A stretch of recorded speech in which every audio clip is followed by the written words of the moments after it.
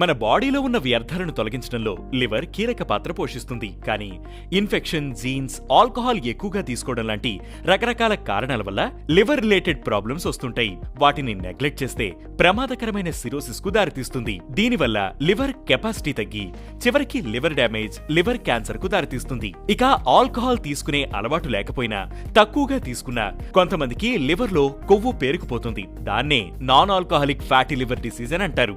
Non alcoholic fatty liver లక్షణాలను ప్రారంభ దశల్లో గుర్తించడం కష్టం. ఒకవేళ గుర్తించకపోతే ఇది ప్రాణాంతకమయ్యే అవకాశాలు కూడా ఉన్నాయి. ఇందులో 4 స్టేజెస్ ఉంటాయి. మొదటిది normal fatty liver stage.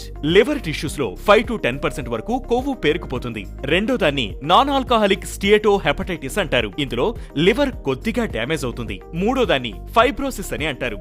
Liver పీచుగా మారినట్లుగా కనిపిస్తుంది. ఇక నాలుగో దాన్ని సిరోసిస్ అని అంటారు. ఇది చాలా డేంజర్. ఈ స్టేజ్ లో లివర్ ట్రాన్స్ప్లాంటేషన్ తప్ప వేరే ఆప్షన్ ఉండదు. లివర్ డ్యామేజ్ అయినప్పుడు బాడీలో బిలిరుబిన్ లెవెల్స్ పెరుగుతాయి. దీనివల్ల కళ్ళు ఎల్లో కలర్ లోకి మారతాయి. పొత్తి కడుపులో వాపు, అరచేతులు ఎర్రబడ్డం, చర్మం ఎర్రగా మారడం లాంటి లక్షణాలు కనిపిస్తాయి. కొంతమందికి కుడివైపు పొట్ట పైభాగంలో పొడుస్తున్నట్లుగా నొప్పి రావడం, లివర్ క్రమంగా పెరుగుతున్న లక్షణాలు కనిపిస్తాయి. ఈ లక్షణాలు ఉంటే లివర్ డ్యామేజ్ అయిందని అర్థం. కాబట్టి ఈ లక్షణాలను గమనించగానే తప్పనిసరిగా వైద్యుల సలహా తీసుకోవడం మంచిది. కొన్ని నియమాలు పాటిస్తే ఈ వ్యాధి బారిన పడకుండా జాగ్రత్త పడొచ్చు. ఉండాల్సిన దానికంటే ఎక్కువ బరువు ఉన్నవారు ఫుడ్ లో కార్బ్స్ ని తగ్గించాలి.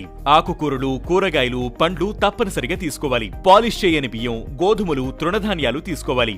రిఫైన్డ్ షుగర్స్, మైదా, స్వీట్లు పూర్తిగా తగ్గించాలి. నాన్ వెజిటేరియన్స్ చేపలు ఎక్కువగా తీసుకోవడం మంచిది. రోజు కనీసం 30 నిమిషాలకు తక్కువ కాకుండా వ్యాయామం చేయాలి. కొలెస్ట్రాల్ లెవెల్స్ పెరగకుండా జాగ్రత్తలు తీసుకోవాలి.